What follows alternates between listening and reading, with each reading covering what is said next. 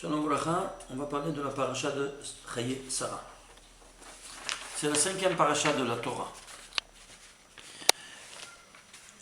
On parle de, évidemment, le décès de notre première matriarche, Sarah Imenu. Voyez un peu combien ça vaut le mot Sarah.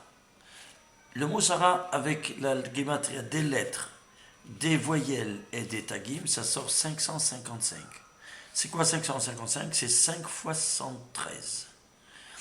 C'est quoi 105? Les 5 mondes métaphysiques. Et quoi 113?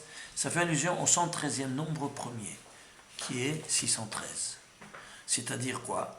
C'est-à-dire que tout comme Abraham Avinu connaissait toute la Torah, de A à Z, par cœur, et je vais vous en donner des preuves pour cela, également Sarah aussi, elle la connaissait. Dans les détails, toutes les 613 mitzvot. Ça, c'est l'identification de son nom. Ce qui fait donc que, ici, on va avancer et on va voir que ce verset, il est articulé en 105, cette paracha, pardon, en 105 versets. 105 versets, incroyable. Eh bien, c'est le nombre de versets qui se trouvent dans la Torah qui cite le nom de son mari, Abraham. La même chose. C'est la même longueur d'onde. Et pourquoi? Parce que 105, ce n'est autre que 5 fois 25. Une fois de plus, le 5. Oui, ce 5 toujours qui retourne. C'est toujours fait allusion aux 5 mondes. Et cette fois-ci, 105, pourquoi? Ça c'est 21, c'est quoi? C'est le nom équier, le verbe être. Je suis.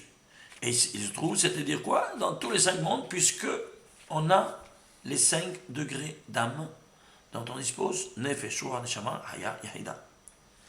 Et non seulement ça, regardez jusqu'où ça va la précision incroyable.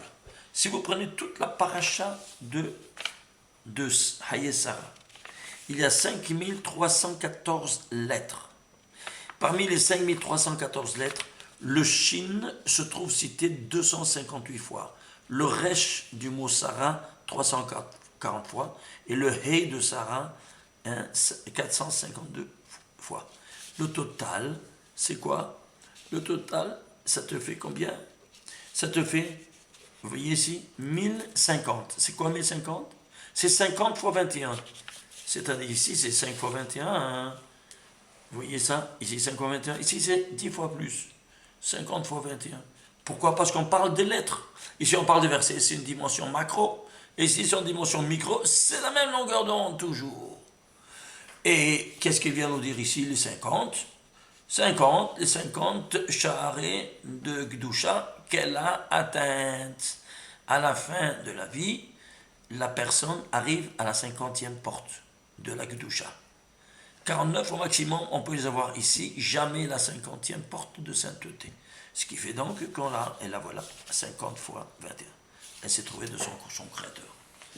Incroyable. Voyons un peu le nombre de mots. Le nombre de mots, 1402 mots, c'est quoi? 2 fois 701. C'est quoi 701? C'est un nombre premier. Lequel? 127e nombre premier. Quand est-ce qu'elle est morte? 127 ans. Incroyable. Alors, c'est quoi ces correspondances mathématiques avec le nombre de mots, le nombre de lettres, le nombre des versets, et ainsi de suite? Ça, c'est quelque chose qui demande une explication. Évidemment qu'on ne peut pas dire ceci en 10 minutes, mais on vous invite à voir la prochaine conférence qu'on va donner la semaine prochaine sur la vie des patriarches.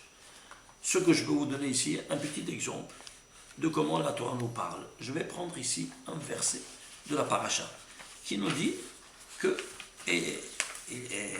Eliezer, il reçoit l'ordre de Abraham, son maître. Il lui va chercher une femme pour mon fils. Et il lui a donné 10 chameaux et la richesse pour donner au cas où il trouve. Et il a trouvé qui ça, Rivka, dans le puits. Elle correspondait à toutes les requêtes qu'il avait faites au ciel. Et il lui donne, voilà, qu'est-ce que c'est écrit? Voyez qu'Acher, quand elle a donné à boire à ses chameaux, hein, l'ishtot, ils ont donné, il a donné pour boire. Il avait il a pris Eliezer, Nezem Zahav Beka Mishkalo. Nezem, c'est un anneau en or, son poids, Beka, en or. Veshne Tzimdim, et 2 bracelets sur sa main. Asara Zahav Mishkalam, qui était de poids de 10 poids d'or. Qu'est-ce qu'on a besoin de spécifier? Combien de 10? C'est quoi ça? Nous dit Rashi. Shnei Tzemidim, 2 bracelets. C'est quoi? C'est le parallèle futur des 2 louchot. Asara Zahav Mishkalam, leur poids 10 poids d'or. C'est quoi? Les 10 commandements. Alors on nous met tout de suite dans le cadre de quoi? Du scénario du Sinaï. Il lui donne un avant-propos ici. Alors ici, jusqu'ici, les paroles saintes de Rashi. Il nous a donné comme ça un indice. Continue-toi. Alors j'ai continué. Je vois ici quelque chose d'incroyable. Suivez-moi. Ici, Beka. Beka, c'est quoi Beka? Mishkalo, c'est les 2. La boucle en or, elle était en Beka, leur poids. C'est quoi Beka? C'est une mesure de poids de l'époque. Mais Beka, combien ça vaut? 172. Eh bien, si tu prends ici les 10 commandements, ils sont écrits en 172 mots. Deuxième volet. Il dit ici, Vaï Kacher, Gemalim Lishtot, voilà quand ils ont terminé de boire les chameaux, combien de mots? Il y a 5 mots. Alors, cette Torah, elle sera articulée en 5 livres. Ça fait attention aux 5 livres. Ça continue. Vaikach Ha'ish, il a pris Nezem, Zahav, Beka, Mishkalam. Mishne Tzemidim et 2 bracelets pour lui donner sur sa main. Et leur poids, c'était de 10. Bon, si vous faites là, ici, il y a combien? Il y a 13 mots. Pourquoi 13 mots? Parce que les 10 commandements seront inscrits en 13 versets. C'est-à-dire, toutes les références des 10 commandements, ils sont ici, inscrits dans ce verset en très grand silence. On continue. Combien de lettres il y a? 50 lettres. Pourquoi 50 lettres? Ça fait allusion quand ça a été au 50e jour. 50e jour à Shavuot, c'était la donation de la Torah. Tu vois tout le scénario avec tous les paramètres, avec les lettres. On avance. Et qu'est-ce qu'on a ici? On a ici. Alors, qu'est-ce qu'elle a? Vamarta. Elle a, Gamata, je vais te. Il m'a dit, même à toi, je te donnerai à boire. À toi et à tes enfants, et à tes chameaux. Et elle a descendu la cruche sur cette tête qu'elle avait sur elle, et il lui a donné. Si vous donnez, elle a descendu, donc, la cruche d'eau, pour le donner. Si vous faites la gematria de ça, elle a descendu la cruche d'eau d'elle, et elle a dit 5447. C'est quoi 1447? C'est la Torah écrite en entier. Malé, c'est-à-dire malé des malés. Torah, Tav, Vav, Resh, Hei, malé des malés, entier de l'entier. Ça te fait 1447. C'est-à-dire, on a ici toutes les coordonnées de ce verset qui parlent de quoi? Qui parlent exactement de ce qu'elle recevra plus tard, ses descendants. Ici, jusqu'ici, jusqu'à ce verset, imaginez-vous ça, combien de versets il y a dans la Torah? 613 versets. Ça c'est 613, ça c'est le 614e. Jusqu'ici, il y a 613 versets reçus. Elle reçoit à présent la symbolique de la Torah et rédigée en combien? En 13 versets, comme on a vu. Alors ici, qui c'est qui donne tout ça? Eliezer. Eliezer, c'est 318. Pourquoi 318? On a dit Torah, écrit en entier, c'est là aussi la gematria j'ai oublié de vous dire. Torah émet au simple. C'est la définition de la Torah, une Torah de vérité. C'est 1447. Alors si c'est une Torah émet, le mot émet se trouve 318 fois dans toute la Torah. C'est clair? Émet 318 fois. Alors ceci étant dit, Nezem, le mot Nezem c'est quoi? C'est la boucle. Eh bien, Nezem, comment on écrit? Nun, Zain, même. C'est quoi? C'est les mêmes lettres de Zeman dans un autre ordre. C'est-à-dire, Nun, ça fait allusion au 50e jour. 7, c'était Shabbat, quand on a reçu Shavuot. Et même, de Nezem, c'est les 40 jours. Après 40 jours, tu vas recevoir quoi? L'étape de la loi. Tu as écouté maintenant viens en haut et reçois l'étape de la loi au 40e jour. Ça, c'est Nezem. C'est-à-dire, chaque lettre vient te dire maintenant la correspondance de ce qui se passera dans le futur à tes enfants. Ici, qu'est-ce qu'on a? Nezem, combien ça vaut? 97. 97, en mathématiques, c'est un nombre premier. Lequel? Le 26e nombre premier. Et de quoi on parle?